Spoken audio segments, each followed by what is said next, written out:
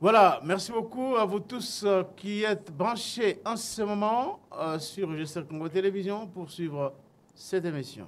Nous sommes là aujourd'hui pour parler questions, sujets d'actualité. Et parmi ces sujets, il y a les manifestations, les multiples manifestations.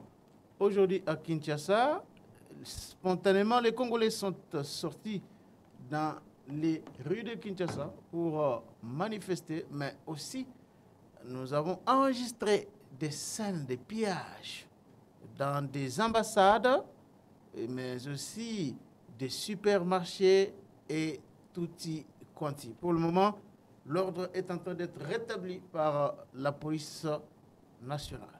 Et de l'autre côté, à Goma, les affrontements continuent entre l'armée rwandaise et les FARDC. Nous allons parler de toutes ces questions-là aujourd'hui. Et pour ce faire, nous avons le plaisir de recevoir aujourd'hui un patriote. Ça, pour cela, je vais le dire clairement qu'il est patriote, homme de Dieu, homme d'affaires, conférencier international. Vous allez deviner là qu'il s'agit du révérend Paul Mukendi. Le révérend Paul Mukendi, panafricaniste aussi, hein, je dois le souligner. Ouais. Bienvenue. Merci Charles Leclerc. Vous avez le moral haut, Oui. malgré toute cette période de troubles, de manifestations, de colère qu'expriment les Congolais, la période d'agression de notre pays. Vous avez toujours votre morale en place? Nous gardons la confiance dans le Seigneur et nous savons que nous avons des vaillants soldats qui sont au front, qui se battent et nous savons que c'est aujourd'hui ou jamais. Donc, c'est aujourd'hui ou jamais? C'est aujourd'hui ou jamais. Ça passe ou ça casse. Donc, soit nous demeurons esclaves de ces gens-là, ou soit nous décidons de briser ce joug-là qu'on nous a imposé, ça fait des années. Alors, à Kinshasa, commençons d'abord par Kinshasa. Aujourd'hui, la circulation est paralysée. Totalement, excusez-moi, totalement paralysée. De l'aéroport international d'Indili jusqu'au centre-ville, du nord au sud, partout, les jeunes sont descendus dans les rues pour exprimer leur colère, mais aussi leur soutien à la population de Goma.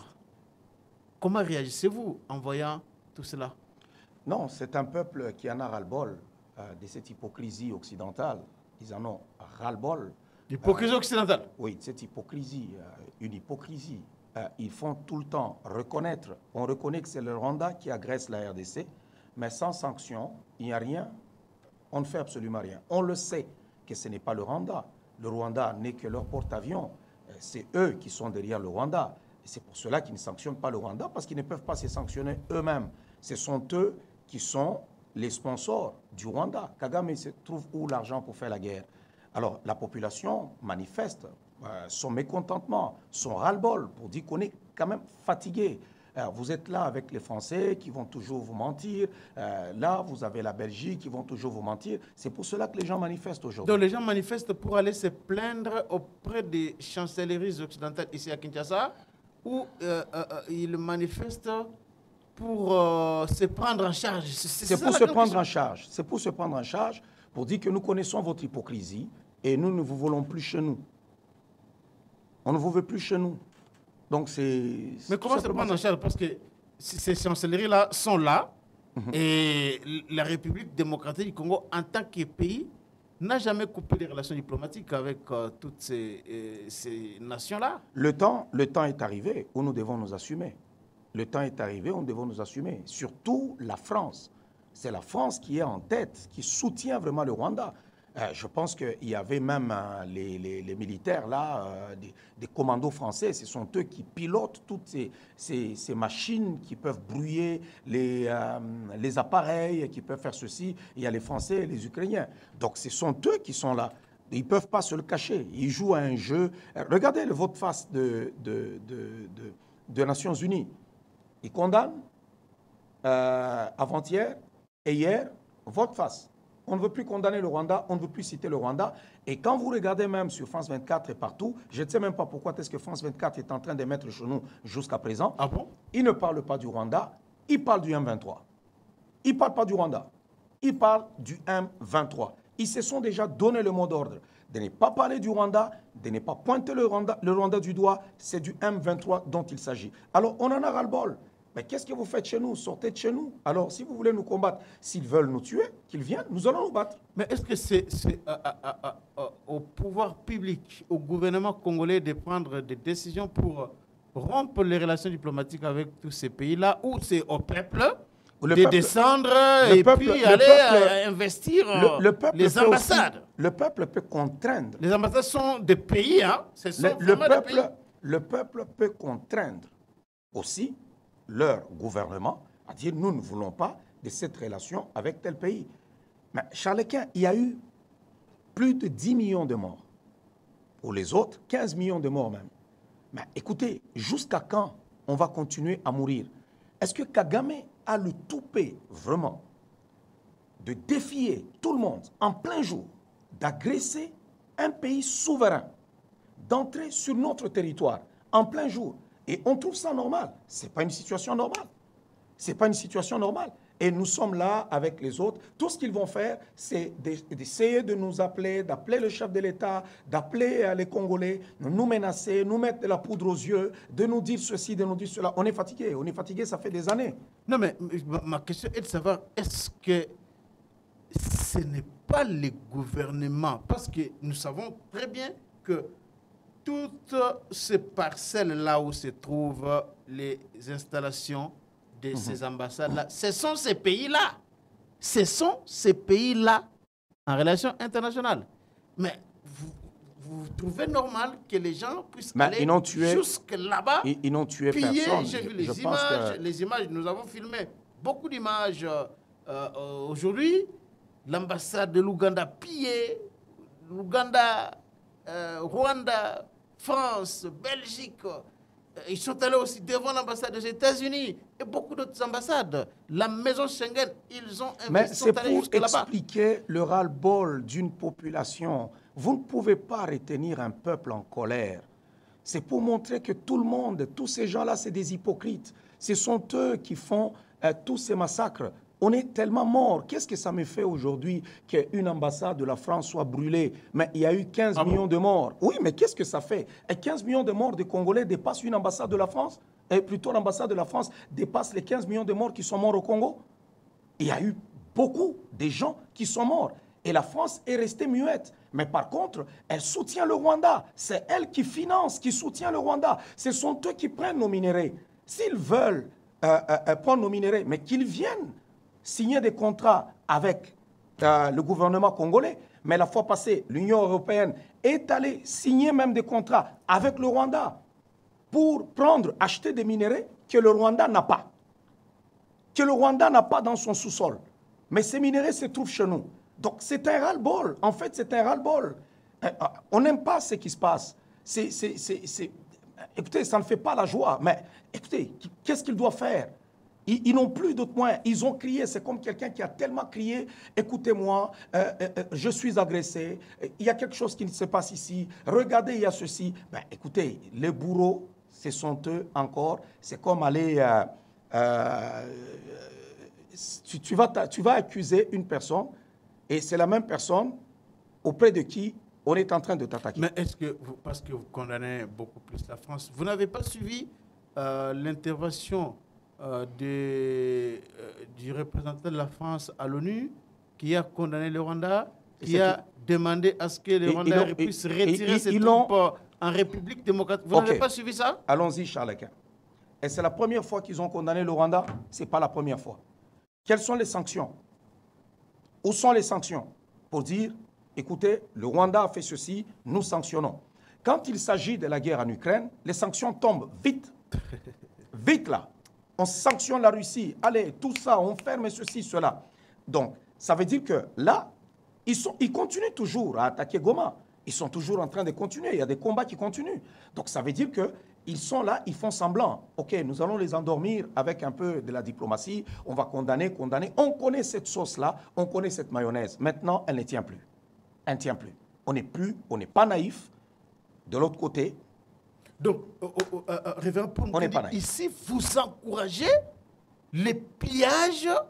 Je n'encourage pas les pillages. Qui se sont déroulés dans les ambassades. Je n'encourage pas les des pillages. pays occidentaux ici à Kinshasa. Moi, je n'encourage pas les pillages, mais tout ce que je demande, moi, c'est que le peuple congolais se tienne debout face à ces impérialistes-là. Nous allons nous tenir droit dans nos bottes. On va se tenir debout et on ne va pas lâcher. Cette fois-ci, ça passe ou ça casse. Mais les pillages, on ne les encourage pas. C'est spontané. Ce sont des mouvements spontanés. Et il n'y a personne qui pouvait contrôler ça. Si ça pouvait se contrôler, je pense que la police aurait pu encadrer tout ça. Je pense que quand la police est arrivée, c'était déjà trop tard. Mais écoutez, Kinshasa a combien de gens? Presque 17 millions d'habitants. Et comment?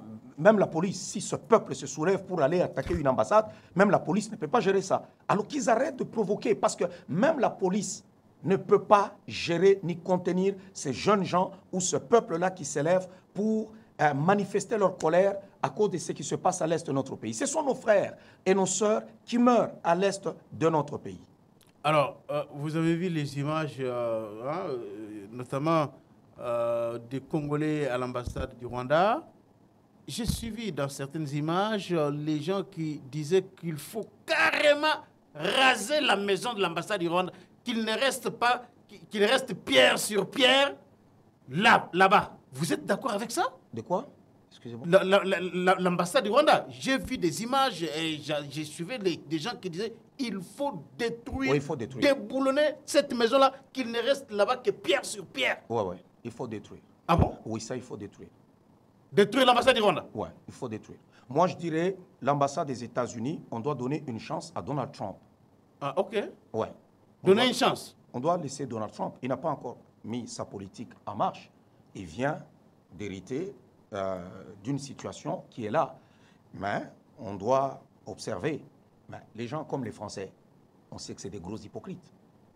On n'en veut pas de ces Français-là chez nous. On les a chassés. Ils ont la poisse. Macron a la poisse. On les a chassés partout en Afrique. Et pourquoi ils vont chercher à montrer le muscle seulement chez nous, ici au Congo? Pourquoi? Donc c'est nous qu'ils voient comme des moutons qui peuvent venir mater et ainsi de suite. Et la fois passée, il dit non, il a appelé le président au téléphone et ainsi de suite. Qui l'a appelé d'abord Ibrahim Traoré au téléphone? Qui l'a appelé là-bas, l'autre là-bas au Niger au téléphone? Et c'est nous qui doivent chercher à appeler au téléphone, à faire ceci, à faire cela. On n'a pas besoin de leur pays et qu'ils laissent notre pays tranquille. Mais est-ce que nous ne pouvons pas, si aujourd'hui, tel que vous êtes en train de dire, vous confirmez que la France et certaines puissances occidentales sont toujours avec les Rwandais? Oui. Est-ce que ce n'est pas finalement notre échec, l'échec diplomatique depuis des années de la République démocratique du Congo? C'est pas de l'échec. Pourquoi nous, on n'est pas arrivé à convaincre ces pays-là de nous soutenir et laisser Kagame? Mais c'est parce que c'est des pays voyous. C'est des pays voyous. Ils n'aiment pas collaborer avec les gens d'une manière légale afin que vous puissiez signer des contrats. C'est des pays voyous. Ils veulent toujours passer par la petite porte. Ils ne veulent pas payer des taxes. Ils ne veulent pas faire ceci. C'est des pays voyous. C'est comme ça qu'ils ont toujours dominé le monde. C'est comme ça qu'ils tirent profit à gauche et à droite. Et maintenant, c'est terminé. La France, aujourd'hui, elle va devenir comme un pays du tiers-monde. D'ici même 5 ans, la France deviendra comme la Grèce et ainsi de suite. Ça va être très difficile parce qu'on les a déjà privés de prendre les matières premières au niveau du Burkina Faso, au niveau du Niger, au niveau du Mali. J'apprends que le Tchad aussi veut les bouter dehors. Et là-bas, au niveau du Centrafrique, ils sont boutés dehors. Donc ça veut dire que, écoutez, nous sommes un peuple pacifique. On aime la paix. On a toujours collaboré avec eux, mais ils n'ont jamais voulu jouer avec nous franc jeu. Ces minéraux qui sont chez nous, ça nous appartient. C'est à nous. On ne peut pas venir chercher à prendre nos minéraux de force. Non, nous refusons. C'est à nous. On ne peut pas nous dire non, partagez avec votre voisin, et donnez ceci, tout ça. Non, c'est à nous. qu'ils aillent dire ça aux États-Unis, qu'ils aillent dire ça au Canada, qu'ils aillent dire ça, par exemple, à l'Allemagne ou à la Russie. Pourquoi, toi, vous avez beaucoup de gaz? Pourquoi vous ne le partagez pas avec les autres? Pourquoi vous ne faites pas ceci? Mais la Russie vend son gaz aux autres. Nous aussi, nous pouvons vendre notre or, notre coltan, notre diamant aux autres. Mais il ne faut pas chercher à venir prendre de force. C'est la France qui est derrière toute cette histoire-là. C'est la France. Alors, mais aujourd'hui, à Kinshasa, je vis, comme je venais de le dire, des scènes de pillage, même dans des supermarchés, Paul Mukendi. Est-ce que vous encouragez ce genre de manifestations, ces pillages-là? Est-ce que vous imaginez un peu les conséquences économiques si une telle situation perdurait pendant des jours et des jours? Parce que là, ils bloquent la circulation, les voies d'entrée à la Gombe et tout ça paralyse les activités économiques. Oui, il ne faudrait pas aussi de peindre un tableau qui est beaucoup plus sombre. C'est des poches des gens. Vous savez, la population manifeste. Les autres sont allés manifester d'une manière spontanée. Ce sont des gens qui sont pacifiques et puis ordonnés. Mais il y a aussi, vous savez, c'est une ville où il y a des koulounas, où il y a des voyous à gauche et à droite qui sont allés aussi piller. Mais je pense que l'ordre va revenir d'ici là parce qu'ils ne sont pas nombreux ceux qui peuvent aller piller. Mais sinon, la population congolaise, elle est consciente. Il y a toujours des voyous. Même quand on fait des manifestations normales, il y a toujours des casseurs. Il y a même des casseurs internationaux qui cherchent là où il y a manifestation pour aller casser. Alors, ce n'est pas juste propre à Kinshasa ou bien aux Congolais. Mais d'ici là, on va ajuster. Ce n'est pas bien de piller. Je ne pense pas que la population qui manifeste, qui en a ras-le-bol, ce sont eux qui sont allés piller. Je pense. Alors, vous avez suivi lors de ces manifestations, les manifestants demandaient, les jeunes demandaient les armes au président Tshisekedi pour aller jusqu'au Rwanda. Comment interprétez-vous ces demandes-là des jeunes? C'est le ras-le-bol. Un peuple qui est fatigué de se soumettre. Et je pense que depuis le 26, c'est le dimanche le 26, je pense, c'était dimanche le 26, cette malédiction a expiré, de se sentir toujours faible, de se sentir toujours dominé. Cette malédiction a expiré. C'est là qu'on a vu nos FARDC aller entrer même sur le sol rwandais. Donc c'est pour dire que pour le moment, c'est terminé. C'est le ras-le-bol. On n'est pas un peuple faible. C'est parce qu'on a été infiltré, on a fait de nous, je ne sais pas quoi, avec cette communauté internationale qui était complice de tout ce qui pouvait se passer. Mais aujourd'hui, nous allons nous battre. Ceux qui mourront, mourront. Et ceux qui vivront, continueront à vivre. Mais sinon, la guerre sera populaire. Alors, donc, pour vous, c'est normal que le président Tshisekedi aujourd'hui se lève et dise « Allez, Congolais, je vais vous donner les armes, vous jeunes, pour aller à Goma. » Normalement, il faut armer. Presque tout Congolais doit être une arme, comme de la guérilla. Tout Congolais. Donc, le gouvernement doit donner des armes à tout Congolais. À tout Congolais. Tout le monde à Goma même, il fallait donner des grenades à la population. Ça veut dire quand ils passent, vous jetez. Ils explosent. Il fallait faire ça à Goma. Il fallait vraiment faire ça. Et partout, il faut vraiment armer même la population. On va voir comment est-ce qu'ils vont gagner la guerre. Est-ce que vous savez que les Américains étaient là-bas au niveau de l'Afghanistan pendant des années?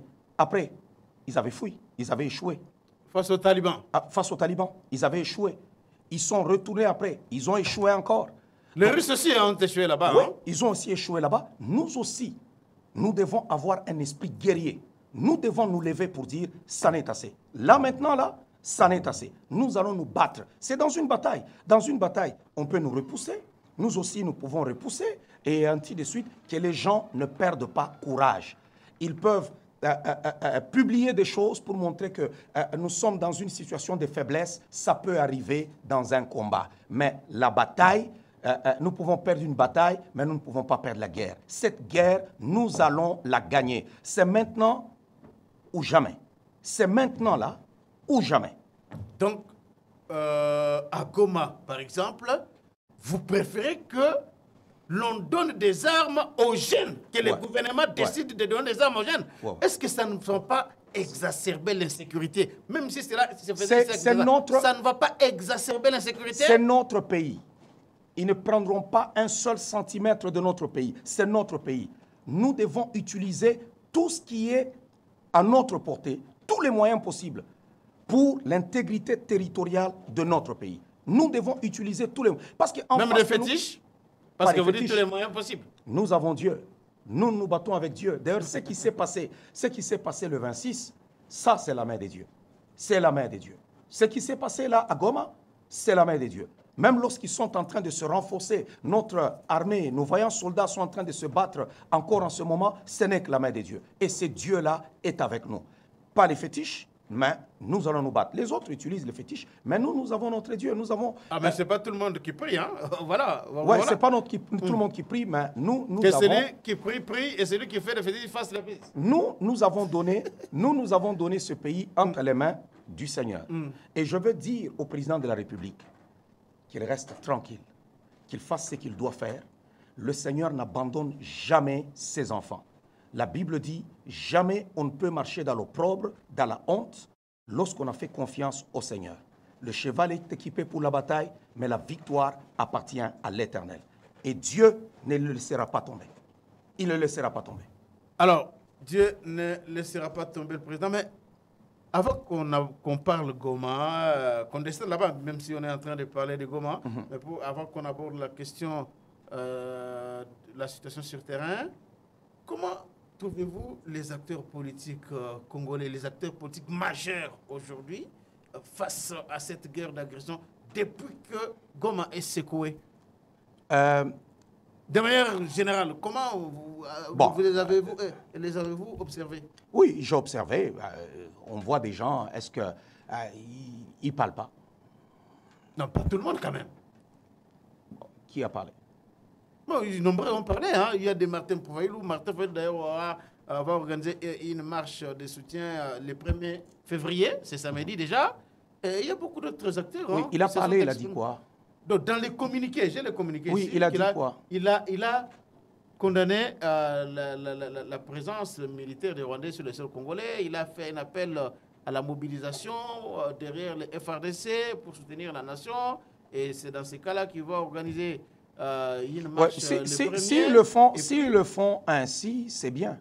C'est le Congo de tout le monde. Mais pas pour une récupération politique. Parce que j'ai ouï Il a appelé aussi à la cohésion nationale et... Voilà, que qu'ils comprennent que l'heure est venue où il faut construire la cohésion nationale. Oui, c'est ce discours-là qu'on ne veut pas. C'est ce discours-là. Vous ne voulez pas de la cohésion nationale? Non, on veut de la cohésion. Nous ne pouvons pas de récupération politique. Non, mais vous voulez de la cohésion? En ce moment, on n'a pas besoin, parce qu'eux-mêmes créent la crise. C'est eux-mêmes. Ce pays n'a pas de crise politique. Ce pays est allé aux élections, il y a eu des gagnants, il y a eu des perdants. Dans le jeu démocratique, vous avez perdu, attendez votre tour, après 5 ans, ou 6 ans, ou 7 ans, ou même 10 ans, après, vous allez revenir. Maintenant, lorsque vous perdez, on cherche à rentrer dans les institutions d'une autre manière maintenant. On commence à forcer la main. Aujourd'hui, le pays est agressé. C'est le pays de tout le monde. On a besoin de voir tous les fils du pays soutenir. On n'a pas besoin de voir seulement une poignée de personnes qui disent « Nous allons maintenant nous retrouver, la cohésion nationale qu'on appelle telle, qu'on appelle telle ». Est-ce que, Charles Keya, vous savez qu'aujourd'hui au Congo, il y a des gens, parce qu'il a enregistré, il a mis un nom, il a enregistré un parti politique et automatiquement, il devient un politicien, un homme influent. Vous savez qu'il y a des gens, aujourd'hui, moi en tant que pasteur, je suis plus influent que certains politiciens, qu'on appelle politiciens majeurs. Je suis plus influent que eux. Donc moi aussi, je peux aller enregistrer demain un parti politique. Je mets, OK, nous sommes les F, je ne sais pas, S quoi. Et puis après, on enregistre et automatiquement, tu deviens un acteur majeur. C'est quoi acteur majeur? Un homme politique majeur, c'est quelqu'un qui comprend qu'est-ce qui se passe dans son pays. Parce que tous, on ne deviendra pas des présidents de la République. Si aujourd'hui, le Rwanda entrait dans ce pays, tous ces gens-là qui sont même contre le président de la République, ils ne seront pas tous présidents de la République. Ça veut dire que nous devons nous battre pour notre pays, même si je ne deviens pas président. D'abord, sur le point où nous sommes, nous laissons nos différends de côté. Nous soutenons les FRDC et nous soutenons le chef de l'État, puisque c'est lui le commandant suprême. Ah, c'est le chef de l'État. Oui, c'est lui le commandant suprême. C'est lui le commandant suprême. C'est ça la maturité. C'est ça des hommes politiques majeurs. Même si on peut lui reprocher des choses, mais il faut les soutenir. Pour l'instant, nous devons le soutenir. Mais c'est lui qui est à la tête du pays. C'est lui notre chef. C'est lui le commandant suprême. Mais on ne peut pas dire qu'on ne l'aime pas, on ne soutient pas, mais nous voulons, il faut la cohésion, il faut la cohésion. Quelle cohésion? Nous voulons maintenant que tous les fils du pays parlent d'une même voix. Vous, tel que vous êtes là, vous ne pouvez pas aujourd'hui accepter que le président Tshisekedi puisse ne fût-ce que consulter, échanger avec les Martin Fayulu, parler avec eux, même si ce n'est pas partage du pouvoir. Vous ne soutenez pas ça. Vous voulez que chacun reste dans son coin. Si le président veut parler avec les gens, il peut parler avec les gens. C'est un temps où on a besoin de tout le monde. C'est le Congo de tout le monde. Ce n'est pas juste le Congo de Félix Tshisekedi. C'est le Congo de tout le monde. Mais si les gens veulent maintenant le partage du pouvoir, c'est là que je dis non. Pourquoi? Parce que ce pays est pris en otage par des soi-disant politiciens. Il y a des gens aujourd'hui, si on veut faire un meeting, même quelque part là-bas, je peux réunir plus de gens que eux. Mais tout simplement parce qu'ils ont un parti politique et ainsi de suite. Non, que tu sois politicien, que tu sois pasteur, que tu sois musicien, que tu sois cinéaste, que tu sois journaliste, nous avons besoin du patriotisme aujourd'hui.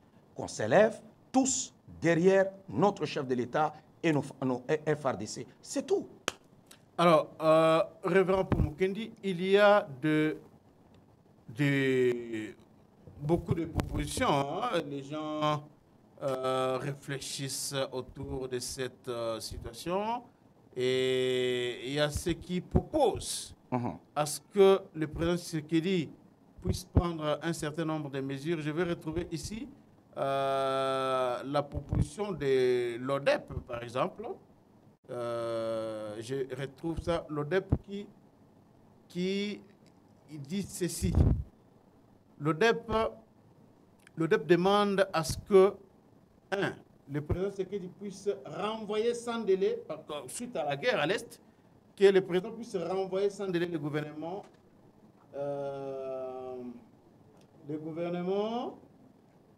des ministres de la Défense, de l'Intérieur, qu'il puisse dissoudre le gouvernement souminois. Attendez, je vais lire le communiqué. Je vais lire le communiqué.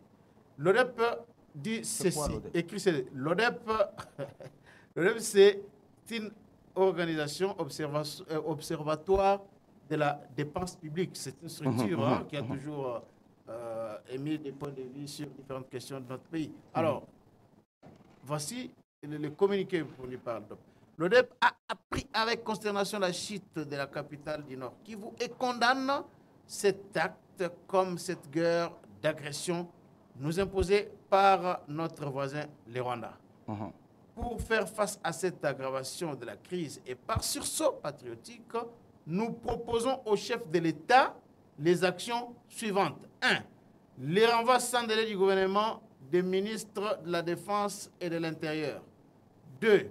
La dissolution du gouvernement souminois pour cet échec fortement nuisible à la nation en termes d'énormes pertes de vies humaines et surtout de souveraineté sur une grande partie de notre pays. 3. La mise en place d'un gouvernement de transition ouvert à toutes les sensibilités.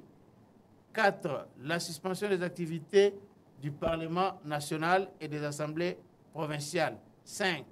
La promulgation de l'état d'urgence dans toute la partie est du pays, y compris les Sud Kivu et les Maniema.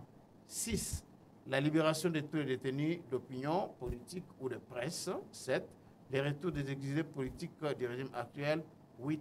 La convocation d'un forum national pour la reconstruction du pays, la défense, la souveraineté et la démocratie. Est-ce qu'ils sont sérieux? Florimond Mouteba Chitenge. Ouais. Est-ce qu'ils sont sérieux? C'est de la sorcellerie. Ils ne sont pas sérieux? C'est de la sorcellerie. Ah bon? Ça, c'est de la sorcellerie. Comment de la sorcellerie? Oui, c'est vraiment de la sorcellerie. Il y a vraiment des sorciers dans notre pays. Je suis resté en train d'écouter, je dis, mais c'est quoi? Je suis en train de me lire là, c'est de la sorcellerie. Je ne pense pas que ce soit des gens sérieux. Je pense pas. Un Congolais sérieux ne tiendrait pas des discours comme ça en ce moment. Oui, il y a des gens qu'il faut changer. Nous sommes en temps de guerre. On ne peut pas être en temps de guerre, garder des gens qui n'ont pas un esprit militaire. Ça prend des gens agressifs. Ça prend des gens qui ont un esprit militaire. C'est tout à fait normal. Mais là, bon, qu'est-ce que ça a rapport? les exilés politiques et tout ça, ainsi de suite. Qu'est-ce que ça a rapport avec ce qui se passe ici? Donc vous voulez que les exilés politiques restent là où ils sont là? Mais si quelqu'un... Qu'ils ne reviennent pas au pays, hein? Ok, on a interdit à personne. Est-ce que nous avons des exilés politiques dans ce pays? On n'a pas d'exilés politiques? On n'en a pas d'exilés politiques. Est-ce que vous en connaissez, vous, les exilés politiques? Vous en connaissez? Les exilés politiques? Que le gouvernement Tshisekedi a vraiment traqué une personne et tout ça, et la personne fouille pour aller se faire réfugier quelque part? Ça n'existe pas avec Tshisekedi. Ça n'existe pas. Les gens critiquent Tshisekedi, ils sont ici au pays à longueur de journée. Ça n'existe pas. Mais si quelqu'un a enfreint la loi, c'est autre chose, il n'est pas exilé politique. Il doit répondre devant la justice. Un point, un trait. Il y a des gens qui ne sont pas des exilés. Est-ce que vous en connaissez des exilés politiques? Donnez-moi un cas de figure. Moi, je n'en connais pas. Alors, le révérend Paul Mukendi, la situation à Goma, aujourd'hui, reste marquée par les affrontements entre les FARDC et l'armée rwandaise. Et pour le moment, il y a beaucoup d'informations dont les sources peu crédibles ne peuvent pas nous pousser à les divulguer ici. Comment la population de Goma doit se comporter aujourd'hui face à la présence des militaires rwandais qui passent dans les rues? Comment cette population doit faire quoi? Envoyer les militaires rwandais et leurs engins passer dans les rues de Goma. Cette population, s'ils en ont l'occasion, ils doivent sauter sur eux. Sauter? Qu'ils utilisent les machettes, qu'ils utilisent les couteaux, qu'ils utilisent les bâtons de baseball, tout ce qui est à leur portée pour frapper ces gens-là, et ils ne vont pas gérer cette ville. Ah bon? Non, ils ne doivent pas prendre cette ville-là. Ils doivent utiliser tout ce qui est à leur portée. Mais ils avaient tenté d'entrer ici en 90, c'est 98 ou 97. 98. À Goma? Non, à Kinshasa. À Kinshasa. 98. Mais les mains nues, c'était la population qui les avait pris. Ils peuvent aussi le faire. C'est un exploit qu'on peut faire. Qui les attrapent à main nue? Ils peuvent les attraper aussi à main nue. À Kinshasa, ils n'avaient pas de base arrière. Là, ils sont vraiment... oui, le temps que les autres arrivent, que ce soit l'entonnoir de la mort, le temps que les autres arrivent là, les autres vont d'abord mourir. Parce que ça passe ou ça casse. Pour le moment là, ça passe ou ça casse. On ne doit pas les laisser faire. Ils ne doivent pas nous intimider. Non. Donc, vous poussez les jeunes à se lever, à commencer à tenir des réunions secrètes pour étudier comment faire mal à l'ennemi? C'est la guérilla urbaine maintenant. Ah ouais. Si Kagame croit qu'il connaît la guerre, Kagame a déjà fait la guerre où? En RDC? En RDC, il ne s'est jamais battu. Chaque fois qu'on se bat avec lui, il a toujours été battu. Quand Kagame prend un territoire, c'est que ça lui a été cédé. Ce n'est pas parce qu'il s'est battu. Non. Ils ne sont pas capables. Ils ne sont pas capables. Là, ils sont ensemble avec le Kenya, l'Ouganda et ainsi de suite en train de renforcer leur position et tout ça. Ils ne vaincront pas. Là, c'est déjà terminé. Quand les Congolais se dressent comme un seul homme, c'est difficile de les mettre à jour. Alors, est-ce qu'aujourd'hui, parce qu'il y a beaucoup d'initiatives diplomatiques, est-ce qu'il faudrait-il aujourd'hui que le président Tshisekedi puisse accepter de négocier avec les M23? Non. Et l'AFC de Nanga? Non. Paul Kagame? Non. Ah bon? Pour le moment, nous voulons nous battre. Seulement? Nous voulons nous malgré battre. Les appels des États-Unis parce que... Nous voulons... Mais il a voulu la guerre. Nous voulons nous battre. C'est tout. C'est au président que la décision revient. Mais nous voulons maintenant nous battre. Parce que si nous allons à la table des négociations, il y aura encore A, B, C, D. On doit renverser Kagame. Le problème, c'est de renverser Kagame. De ne pas céder. Kagame ne va pas tenir. Regardez hier comment nos vaillants soldats sont entrés au Rwanda. Ils se promènent. Où est cette armée dont on vante là, tout ça? Ils viennent montrer le muscle seulement sur notre sol, en créant le désordre, en créant la panique. Mais quand vous êtes sur leur sol, là, c'est compliqué. Hein? C'est très difficile. Et si on pousse seulement, il va fuir.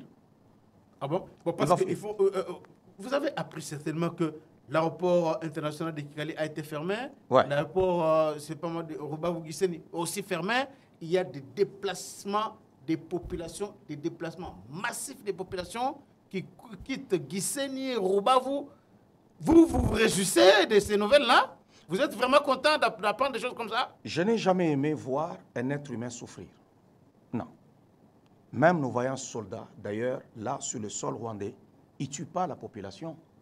La population leur donne même à manger. Eux, ils traquent ces généraux-là, ces militaires rwandais et ces politiciens rwandais. Il faut traquer Kagame. Parce qu'il a cru qu'il était tout puissant. Pourquoi? Parce qu'il est protégé par les Français, ces Européens, ces Belges, ces autres, tout ça, ainsi de suite. Mais la souffrance d'un peuple qui se déplace, qu'il soit congolais ou qu'il soit rwandais, ça ne me réjouit pas. J'aime pas voir un peuple dans la souffrance. Quand tu vois des enfants qui courent, je me dis, ça aurait pu être ma fille, ça aurait pu être mon fils. Ça ne peut pas me réjouir. Alors, que répondez-vous, que pensez-vous de tous ceux-là qui disent que si aujourd'hui on gagne cette guerre, et comme Kagame a occasionné plus de 15 millions de morts en République démocratique du Congo, il faudra que l'on envisage aussi l'agression, une guerre d'agression contre le Rwanda et occasionner aussi des tueries des Rwandais là-bas, parce que nous, c'est plus de 15 millions de morts. Nous, on ne fera pas des choses comme ça.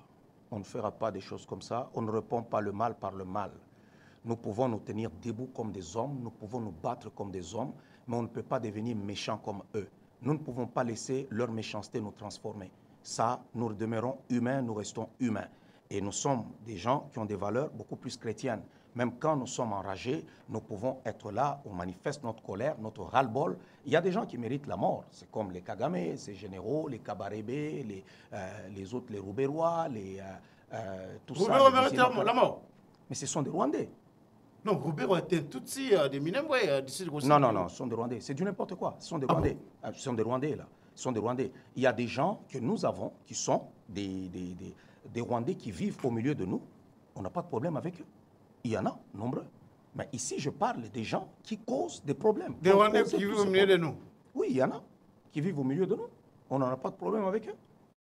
Ouais. On a même des gens qui sont, certains autres qui sont même dans le gouvernement, les autres qui sont dans les entreprises publiques ici. Nous, on n'a pas de problème avec eux.